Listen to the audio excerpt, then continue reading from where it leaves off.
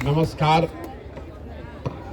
आप सबसे पहले तो आपने अपने दिनचर्या से समय निकालकर इतनी देर शाम को यहाँ आए हैं, इसके लिए आपका तहे दिल से शुक्रिया अदा कर रहे हैं, आपका आभार व्यक्त कर रहे हैं। मेरा नाम है प्रशांत किशोर और हम नेता नहीं हैं, जन सुराज कोई दल नहीं है।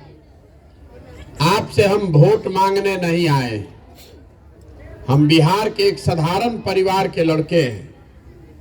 हमारे दादा बैलगाड़ी चलाते थे, मजदूर थे। हमारे बाबूजी यहाँ पर डॉक्टर थे।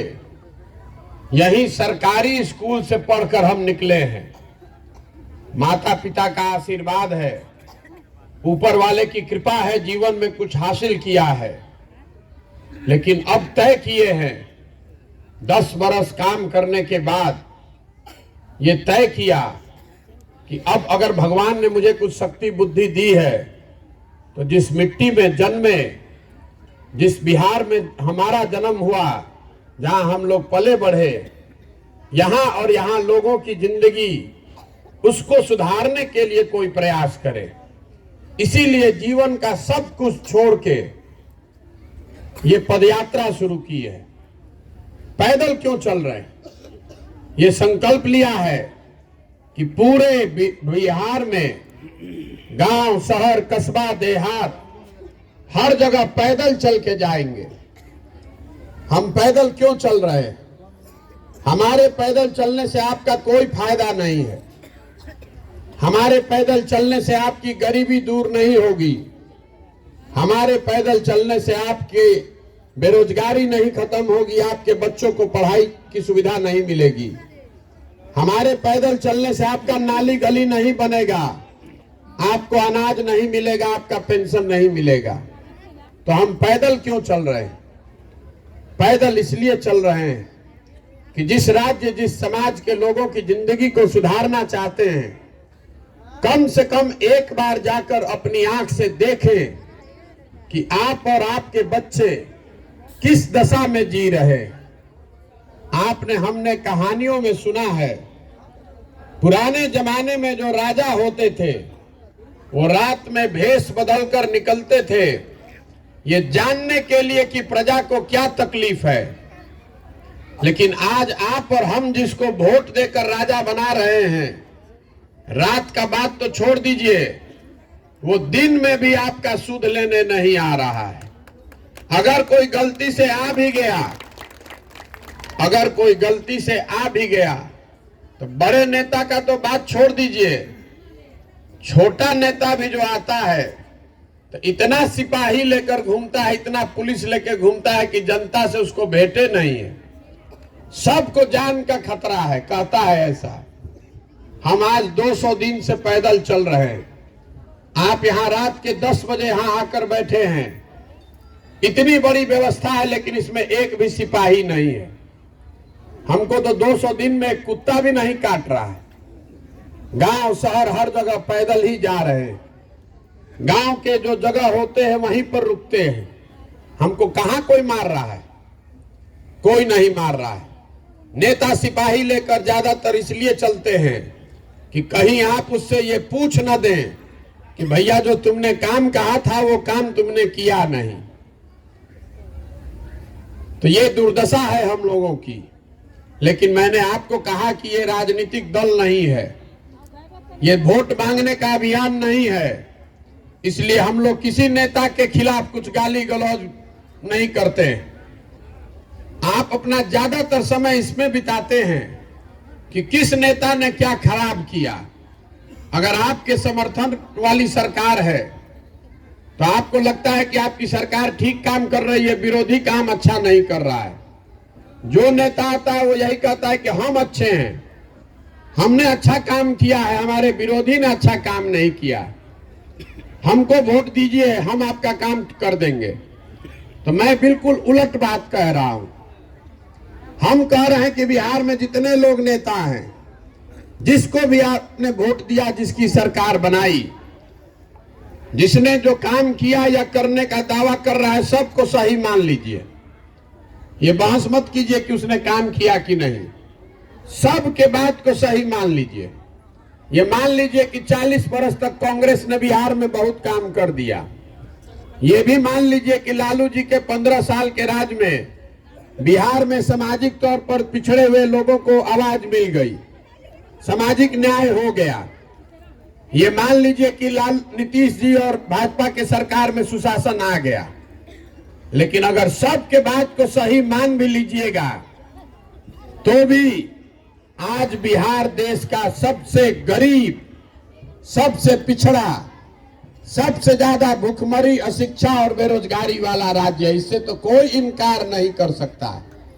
इतना बात तो आपको किसी को समझ में आएगा कि अगर 50 वर्ष से सारे दल, सारे नेता मिलकर आपकी स्थिति नहीं सुधार सके तो अगले 50 वर्ष में भी ये नहीं सुधरने वाला है। आपको समझ में ही नहीं आ रहा है कि आपके परेशानी का कारण है क्या। जब तक रोग के कारण का पता नहीं चलेगा तब तक आप रोग का इलाज नहीं कर सकते। आप पहले ये समझिए कि बिहार में इतनी गरीबी है क्यों। दूसरे राज्यों में भी भ्रष्टाचार है, दूसरे राज्य में भी सरकार आ रही है, जा रही है, वहां का नेता भी सब कोई बहुत साधु नहीं है। फिर भी दूसरे राज्यों के मुकाबले बिहार में इतना गरीबी क्यों है, इसको चिंता करने की बात है। हम आपको बता रहे हैं कि आपकी गरीबी इतनी क्यों है। देखिए, दुनिया भर के विद्वानों ने गरीबी से निकलने का 3 ही रास्ता बताया है। पहला रास्ता है पढ़ाई। अगर आपके बाल बच्चे बढ़िया पढ़ लिख जाएं तो पढ़ लिख कर नौकरी पाकर अपना जिंदगी सुधार सकते हैं। दूसरा रास्ता है खेती। अगर आपके पास जमीन है तो खेती करके भी आप अपना जीवन सुधार सकते हैं। और तीसरा रास्ता है पूंजी, पैसा।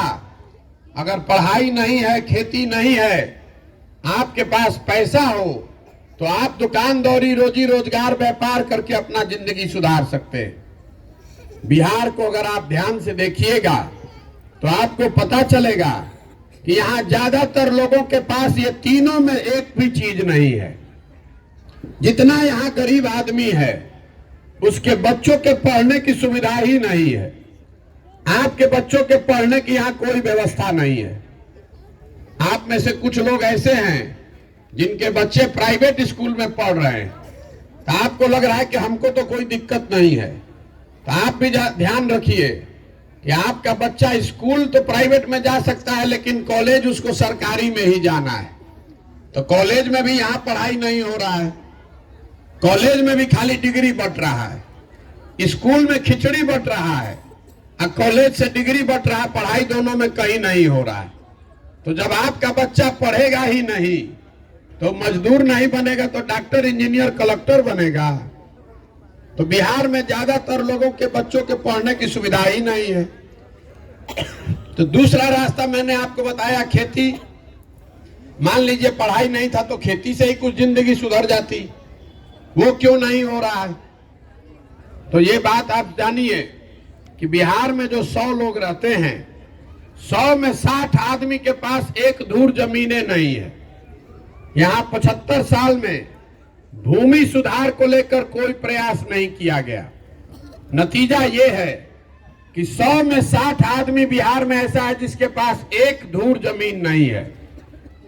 देश में सबसे ज्यादा भूमिहीन लोग बिहार में हैं। और जो 40 आदमी के पास जमीन है, जो खेती कर रहा है, उसमें 35 आदमी ऐसा है जिसके पास 2 बीघा से कम जमीन है। तो जो 2 बीघा से कम जमीन वाले लोग हैं वो खेती जो करते हैं वो कमाने की खेती नहीं है, वो खाने की खेती है। आप उतना ही उपजाते हैं अपने खेत में कि आपका और आपके बाल बच्चे का पेट भर जाए, उससे आमदनी का जुगाड़ नहीं है। बिहार में सिर्फ 4 से 5% लोग ही खेती के जरिए आमदनी कर रहे हैं। बाकी लोग या तो खेती करके अपना और अपने बाल बच्चों का पेट भर रहे हैं या फिर खेत में मजदूर हैं। तो आपके पास पढ़ाई है नहीं, खेती है नहीं। तीसरा रास्ता आपको बताया मैंने, पूंजी। अगर आपके पास पैसा होता तो कम से कम कुछ नहीं तो 5 को भैंसे पाल लेते, अपने गांव में कोई दुकान खोल लेते, फार्चून किराना खाद का व्यापार कर लेते। तो बिहार में प्रति व्यक्ति औसतन हम लोग 35,000 रुपया कमाते हैं साल भर में। देश में प्रति व्यक्ति एक आदमी औसतन कमाता है 1,45,000 रुपया, और बिहार में हम लोग कमा रहे हैं 35,000। तो इस महंगाई के जमाना में 35,000 रुपया में आप खाइएगा क्या, बचाइएगा क्या, और पूंजी कहां से लाइएगा? तो जब आपके पास शिक्षा है नहीं, खेती है नहीं, पूंजी है नहीं, तो आप गरीबी से निकलिएगा कैसे? जितना हाथ पांव मारना है मार लीजिए, 10 घंटा काम कीजिए कि 12 घंटा।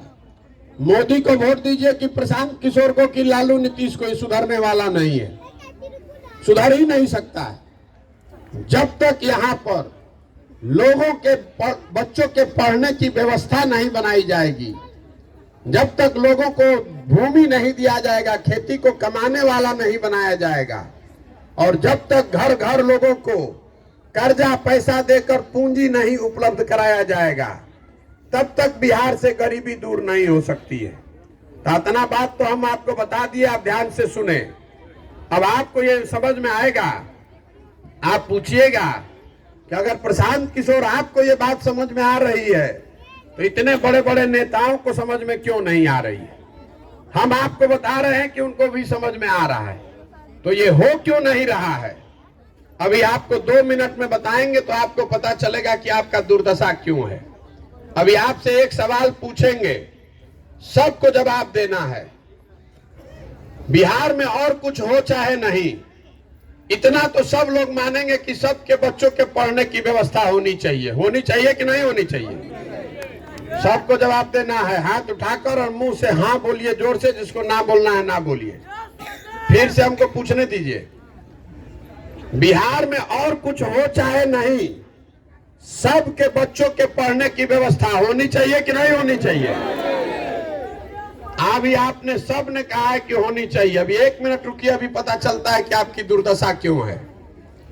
आपने अभी कहा कि सबके बच्चों के पढ़ने की व्यवस्था होनी चाहिए, तो अब अपने अपने बच्चों के नाम पर, अपने अपने बच्चों के नाम पर ईमानदारी से बताइए कि आपने अपने जीवन में कभी अपने बच्चों के पढ़ाई के लिए वोट किया है? नहीं। जो किया है तो हाथ उठाइए, नहीं किया है। जिसने भी किया हो उठाइए हाथ। अब आप बताइए, आपकी दुर्दशा इसीलिए है, आपको किसी नेता की जरूरत नहीं है।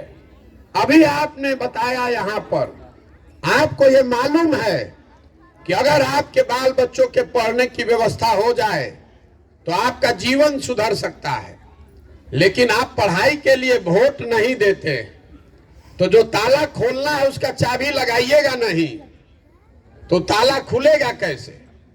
अभी आप में से तुरंत कोई खड़ा होके कहेगा कि भैया वोट तो ठीक है दे रहे हैं, नेताजी हम लोग को ठग रहे हैं। हम आपको ये बताने के लिए खड़े हुए हैं कि आपको बिहार के नेता नहीं ठग रहे हैं। इस बात को ध्यान में रखिए, बिहार के नेता आपको नहीं ठग रहे हैं। अगर नेता आपको ठगते तो एक बार नेता ठगता, दूसरी बार आप जग जाते, 2 बार नेता ठगता, तीसरी बार आप जग जाते। लेकिन अगर आप 50 वर्ष से ठगे जा रहे हैं तो इसका मतलब है कि कहीं ना कहीं गलती अपने में है।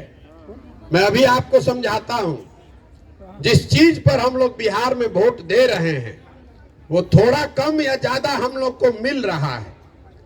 हम लोगों ने बिहार में घर घर से 5 किलो अनाज के लिए मोदी जी को, भाजपा को वोट दिया है। तो बिहार में कितना भ्रष्टाचार है, 1 किलो चोरी करके 4 किलो अनाज मिल रहा है कि नहीं मिल रहा है? आपने, हमने वोट दिया है अयोध्या में राम मंदिर बनाने के लिए, तो बिहार में सड़क, नाली, गली, स्कूल, फैक्ट्री बने चाहे नहीं, अयोध्या में राम मंदिर बन रहा है कि नहीं बन रहा है? आपने, हमने वोट दिया है जाति के नाम पर, तो बिहार में और किसी बात की चर्चा हो चाहे नहीं, घर घर जाति की चर्चा और घर घर जाति की गिनती हो रही है कि नहीं हो रही? आपने, हमने वोट दिया है बिजली आने के नाम पर। तो बिहार में बिल चाहे 6,000 आए कि 8,000, घर घर बिजली आई है कि नहीं आई है?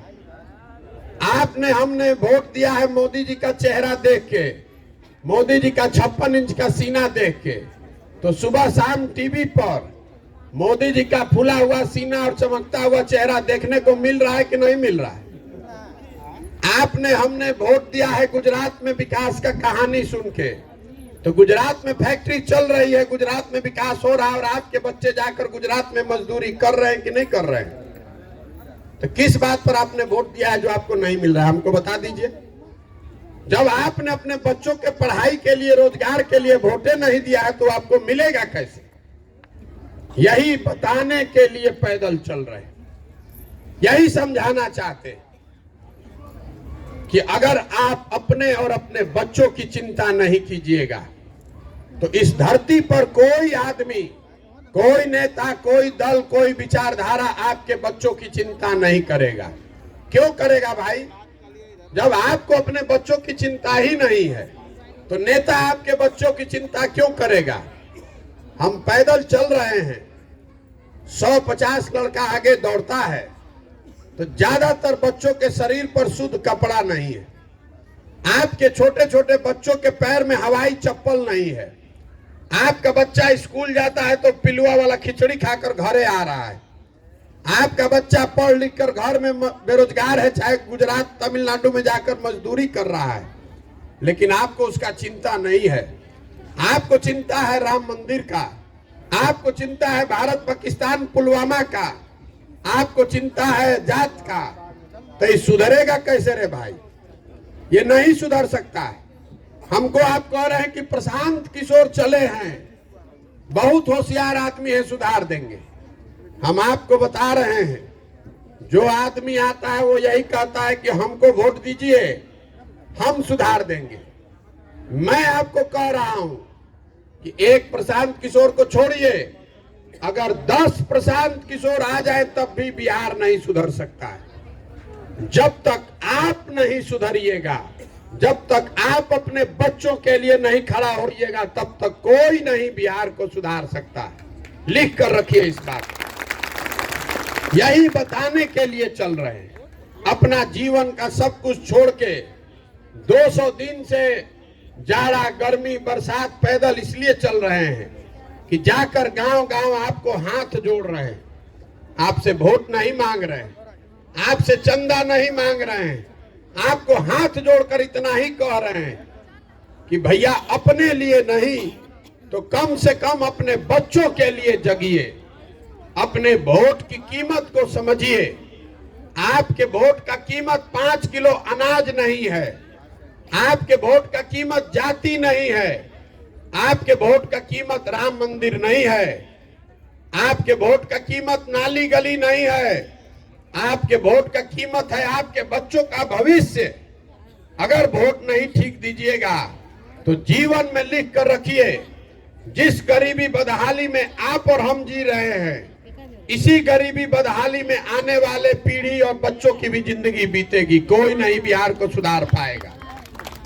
नहीं तो जगिए, यही बताने के लिए घूम रहे हैं। बहुत आदमी को लग रहा है कि भैया एगो तो नेता होना चाहिए। तो 2014 में मोदी जी आए थे, सबको लगा कि मोदी जी आएंगे तो सुधर जाएगा। 2014 में मोदी जी का हम ही प्रचार कर रहे थे। यूपी बिहार जैसे राज्य में लोग मोदी जी का नाम नहीं जानता था, आधा से ज्यादा आदमी। आज हमसे झगड़ा कर रहा है कि मोदी जी ही सुधारेंगे। अब कौन बहस करने जाए? हम बहस नहीं करना चाहते, लेकिन आपको एक खुली चुनौती दे रहे हैं। जितने यहाँ भाजपाई लोग हैं, जितने भाजपा के समर्थक वोटर हैं, हम लोग भी हैं, सबने वोट दिया है। मोदी जी 9 बरस से प्रधानमंत्री हैं। मोदी जी ने बिहार के लिए कुछ किया कि नहीं, ये बात छोड़ दीजिए। मोदी जी के प्रधानमंत्री रहने से बिहार का फायदा हुआ कि नहीं, इसको भी छोड़ दीजिए। मोदी जी के आने से यहाँ बच्चों को रोजगार मिला कि नहीं, ये भी छोड़ दीजिए। मोदी जी देश नया बना रहे हैं तो सिलेंडर पेट्रोल खाद का दाम बढ़ गया, चलिए वो भी मान लिए। लेकिन अगर 9 बरस में मोदी जी ने बिहार के लिए बिहार के विकास के लिए एक बैठक किया हो, इसका आप हमको प्रमाण दिखा दीजिए। हम कल से मोदी जी का झंडा लेकर फिर से चलने को तैयार है। वो आदमी 9 वर्ष में एक बैठक तक नहीं किए। हमने के इतना आदमी बानी जाए, एगो बैठकों भर हम लोग वोट नहीं दिए हैं।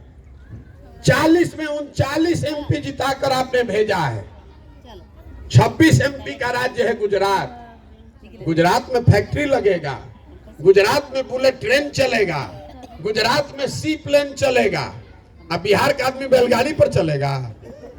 हम लोग मुफ्त में वोट देते रहेंगे। तो गलती मोदी जी का है कि हम लोग का है। एक शहर है गुजरात में सूरत, एक अकेले शहर सूरत में 5 लाख से ज्यादा बिहार के लड़के मजदूर हैं। आप बताइए, जरा सोचिए कि सूरत में कितना फैक्ट्री होगा। अगर मोदी जी सूरत में इतना फैक्ट्री लगवा सकते हैं तो 2-4 गो वैशाली या चंपारने में लगवा देते। देश में कौन सा ऐसा उद्योगपति है जिसको आज प्रधानमंत्री बुला के कह दें कि नहीं तुमको वैशाली में फैक्ट्री लगाना है, तो किसको दम है कि कह दें कि नहीं लगाएंगे? तो काहे नहीं मोदी जी फैक्ट्री यहां लगवा रहे हैं? अरे आपको ये समझ में नहीं आ रहा है। अगर फैक्ट्री यहां लग जाएगा तो 15,000 रुपया में 2 करोड़ जवान मजदूर मिलेंगे कहां से? पूरे देश में हम लोग मोटरसाइकिल, कार, फ्रिज, सीमेंट, छड़ नहीं बना रहे हैं। हम लोग खाली बना रहे हैं मजदूर। जवान लड़कों को आप पेट काट काट के पाल पोस के बड़ा किए। 20 साल 25 साल का लड़का हुआ, ट्रेन में, बस में भेड़ बकरी की तरह बैठ के बिहार का लड़का जा रहा है। सब आपने देखा कोरोना के दौरान जिन मजदूरों को, जिन बच्चों को मार के भगा दिया लोगों ने, उन्हीं मजदूरों को वापस बुलाने के लिए लोग ट्रेन से, बस से, प्लेन का पैसा देके बुलाया। क्यों बुलाया? तमिलनाडु में मजदूर नहीं है, केरल, गुजरात में मजदूर नहीं है, वहां पर भी मजदूर है। लेकिन तमिलनाडु में जो मजदूर है वो लेगा महीने में 35,000, 40,000 रुपया, और बिहार का गरीब बच्चा जाकर काम कर रहा है 15,000 रुपया पर। तो तमिलनाडु का आदमी बुर्बक है कि वहां कला के फैक्ट्री लगाएगा बिहार में? बुर्बक हम लोग हैं जो बिना किसी बात के वोट दिए जा रहे हैं। यही बताने के लिए आपके पास आए। एक और बात कहकर इसको खत्म करेंगे। बहुत आदमी को यहाँ लगता है कि भैया हम लोग तो ठीक हैं, नेता सब जात का राजनीति करके बर्बाद कर दिया है बिहार को। तो हम आपका ये भ्रम भी दूर कर देते हैं। बिहार में कोई नेता जात का राजनीति नहीं कर रहा है, इस बात को समझिए। कोई नेता बिहार में जात का राजनीति नहीं कर रहा है। आपसे पूछेंगे कौन करता है जात का राजनीति, तो आप तुरंत कहिएगा कि लालू जी जात का राजनीति करते हैं। तो भैया लालू जी अगर जात, हम आपको कह रहे हैं कि लालू जी जात का राजनीति करवे नहीं करते। अगर लालू जी जात का राजनीति करते तो ये न कहते कि बिहार का मुखिया हर हालत में यादव समाज का लड़का होना चाहिए, और सब यादव जी भाई लोग, आप लोग आरजेडी को, लालटेन को वोट दीजिए। लालू जी नहीं न कह रहे हैं, लालू जी कह रहे हैं कि हर हालत में बिहार का मुखिया मेरा लड़का होना चाहिए, और सब यादव जी लोग, आप लोग हमको वोट दीजिए। ये जात का राजनीति कहाँ हुआ? ये तो परिवार का, बेटे का राजनीति हुआ। और लालू जी अकेले नहीं हैं, कोई पासवान जी हैं, कोई माझी जी हैं, कोई पंडित जी हैं, कोई कुशवाहा जी हैं।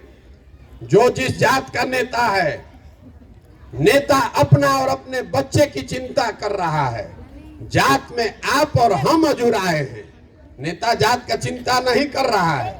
अगर नेता जात का चिंता करता तो कम से कम जिन जातियों के लोग मुख्यमंत्री बने, उन जातियों का तो कल्याण हो गया रहता।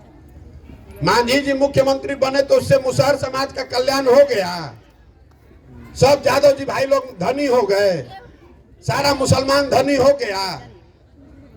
अरे जात में आप फंसे हैं, नेता नहीं फंसा है। नेता अपने बेटा की चिंता कर रहा है। तो हम आपसे हाथ जोड़कर कह रहे हैं कि आप भी अपने बेटा का चिंता कीजिए। वोट देते समय स्वार्थी बनिए। वोट देते समय आपको आकर कहेगा देश के नाम पर वोट दीजिए। कोई राष्ट्रवाद के नाम पर वोट मांग रहा है, कोई भारत पाकिस्तान के नाम पर वोट मांग रहा है, कोई जाति धर्म के नाम पर वोट मांग रहा है। हम आपको कह रहे हैं कि आप वोट देते समय स्वार्थी बनिए, नेता को नहीं अपने बेटा को देखकर वोट दीजिए, उसके पढ़ाई और रोजगार के लिए वोट कीजिए। देखिए कैसे व्यवस्था बनती है। तो आदमी कह रहा है कि सब बात भैया बुझा रहा है, लेकिन बिहार में हमने के पास विकल्प नहीं थे। हम लोग के पास विकल्प नहीं है। बिहार में दुए गो दल है, एगो मोदी जी का भाजपा, एगो लालू जी का ललटेन। नीतीश कुमार बेचारे का तो पते नहीं है कि कब ललटेन पर लटक गई ना कब कमल के फूल पर बैठ के पौरे लगी हो। तो किसको वोट दिया जाए? आप कह रहे हैं कि आपको विकल्प नहीं है, तो जन सुराज वही विकल्प है। आपको बताया जा रहा है कि आप विकल्प बनाइए। आप विकल्प आपने क्यों नहीं बनाया है? आप कहते हैं कि आपके पास संसाधन नहीं है, आपके पास व्यवस्था नहीं है, आपकी चिंता है कि आप चुनाव कैसे जीतिएगा। तो जन सुराज में हम आपको बता रहे हैं कि आप व्यवस्था का चिंता मत कीजिए, संसाधन का चिंता मत कीजिए, चुनाव जीतने का चिंता मत कीजिए। ये सारी चिंता अपने भाई अपने बेटे प्रशांत किशोर पर छोड़िए, लेकिन अपने बच्चों के भविष्य के लिए खड़ा होइए। कम से कम अपने बच्चों के लिए खड़ा तो होइए। हम आपको देते हैं व्यवस्था, हम लगाएंगे संसाधन, हम आपका चुनाव लड़ाएंगे। आप खड़ा होइएगा तब न विकल्प बनेगा। हर आदमी यही सोच रहा है कि कोई आके सुधार दी। अरे भैया, बिहार को सुधारना है तो आपको, हमको, सबको खड़ा होना पड़ेगा। बिहार को सुधारने के लिए केरल से आदमी नहीं आएगा। आप खड़े होइए, अपने बच्चों के लिए खड़े होइए। संकल्प लीजिए कि अपने बच्चों के पढ़ाई और रोजगार के लिए वोट देंगे, अपने आप बिहार सुधरेगा। ये जो पूरा जो ये अभियान है, इसमें गांव, शहर, कस्बा, देहात से हम जैसे दही को मथ के आप मक्खन निकालते हैं, वही हम समाज से ऐसे लोगों को ढूंढ कर निकालने चले हैं। जिस आदमी में ये जज्बा है कि नहीं भैया आप मदद कीजिए, हम लोग इसको बनाएंगे। ये कार्यकर्ता बनाने का अभियान नहीं है, ये अपने पीछे चलने वालों को ढूंढने का अभियान नहीं है। हम ऐसे लोगों को ढूंढ रहे हैं जो हमारे साथ, हमारे बराबरी में चले और मिलकर ये व्यवस्था बनाए, और ताकि बिहार के लोग मिलकर एक नया विकल्प तैयार करें, जनता का विकल्प। इसका नाम क्या है? जन सुराज। सुराज मतलब सुंदर राज। किसका सुंदर राज? आपने तो कांग्रेस का राज बना के देखा, लालू नीतीश का राज देखा, मोदी का राज भी देखिए रहे हैं। आपका कल्याण नहीं हुआ। अगर आप प्रशांत किशोर का राज बनाइएगा तो भी कोई फायदा नहीं होगा, हम भी आपको ठगेंगे। इसलिए एक बार जनता का राज बनाइए, अपना राज बनाइए। इसलिए ये अभियान चला रहे हैं। जगिए, अपने बच्चों के लिए जग कर ये व्यवस्था बनाइए। तो बोलिए, आपकी प्रयास होना चाहिए कि नहीं होना चाहिए? प्रयास होना चाहिए कि नहीं होना चाहिए? आपके मुंह से आवाजों नहीं निकलेगा, सुधर जाएगा। ये प्रयास होना चाहिए कि नहीं होना चाहिए? तो हम अभी एक नारा लगवाएंगे आपसे। हम एक नारा लगवाएंगे। मैं बोलूंगा जय बिहार, आपको बोलना है जय जय बिहार। जय बिहार। वैशाली का आदमी में दमे नहीं। जय बिहार, जय बिहार, जय बिहार। तो हम ये नारा आपसे क्यों लगवा रहे हैं, आप पहले समझिए। हम बिना मतलब का नारा भी नहीं लगवाते। नारा इसलिए लगवा रहे हैं कि जिस मिट्टी में हम और आप जहां जन्मे, जहां हम लोग के पूर्वज माँ बाप पैदा हुए, आज बिहार के लड़के जब बाहर जा रहे हैं पढ़ने, मजदूरी करने, जिसको मन होता है वही कहता है बिहारी मतलब बुर्बक, बिहारी मतलब अनपढ़। ये शब्द बिहारी गाली बन गया है। पूरे भारत में हर दिन बिहार के लोगों को बिहारी कह के जलील किया जाता है। हम लोग जितने लोग बिहार में रह रहे हैं, सब हम लोग बुर्बक आदमी हैं। अरे बिहार के लोग बुर्बक नहीं हैं, बिहार के नेताओं ने हम लोग को बुर्बक बना के रखा है। ये मिट्टी ज्ञान की भूमि रही है, देवताओं को भी आकर यहाँ ज्ञान मिला है। आपके हमारे पूर्वजों ने इसी बिहार में वो व्यवस्था बनाई थी कि पूरे दुनिया से पढ़ने के लिए लोग बिहार आते थे। पूरे भारत का शासन यहाँ पाटलिपुत्र से चलता था। और आज हम लोग का दुर्दशा देखिए, जो बिहार हम लोगों ने बनाया है कि हम लोग के बच्चों के लिए पढ़ने की व्यवस्था नहीं है और 10,000 के रोजी रोजगार के लिए लोगों को पूरा भारत में दर दर का ठोकर खाना पड़ रहा है। तो ये स्थिति बदलनी चाहिए और ये बदलेगी तब जब आप जगिएगा, आप संकल्प लीजिएगा कि हम भारत, पाकिस्तान, गुजरात, कर्नाटक पर वोट नहीं देंगे, जाति धर्म पर वोट नहीं देंगे, अपने बीच से बिहार का भला करने वाले लोगों के लिए वोट देंगे, अपने बच्चों के शिक्षा और रोजगार के लिए वोट देंगे। इसी के लिए ये पूरा व्यवस्था बनाए। अगर समझ में आए तो इससे जुड़िए और नहीं समझ में आए तो जहां हैं वहां रहिए। जिस दल का झंडा ढो रहे हैं ढोइए, हमको उससे कोई दिक्कत नहीं है। लेकिन अगर वो गलती कीजिएगा तो याद रखिए, आप अपने बच्चों के भविष्य के लिए स्वयं जिम्मेवार होइएगा, दूसरे पर दोष मत दीजिएगा। फिर ये मत कहिएगा कि भैया विकल्प नहीं था। ये आपका अवसर है विकल्प बनाने का, आपको तय करना है। अगर आप तय करके आगे बढ़ेंगे तो आप बिहार में वो व्यवस्था बना सकते हैं कि हम लोग के बच्चों को पढ़ने और रोजगार के लिए बाहर जाकर दर दर का ठोकर नहीं खाना पड़ेगा। और नहीं बनाइएगा तो जैसे चल रहा है वैसे चलिए रहा है। एक अंतिम बात आपको बता दे रहे हैं, बहुत लोगों को ये लग रहा है कि भाई इतना बड़ा बड़ा ये बात बतिया रहे हैं, अपने लिए क्या चाहते हैं। बहुत लोगों को लग रहा है कि हम सरकार बनाने के लिए इतना प्रयास कर रहे हैं।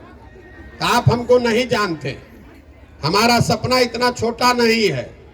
अगर हमको सरकार में जाना होता तो आज सरकार चल रही है, आज यहां से फोन करेंगे, कल सरकार में शपथ ले लेंगे। ये सरकार बनाने का अभियान नहीं है।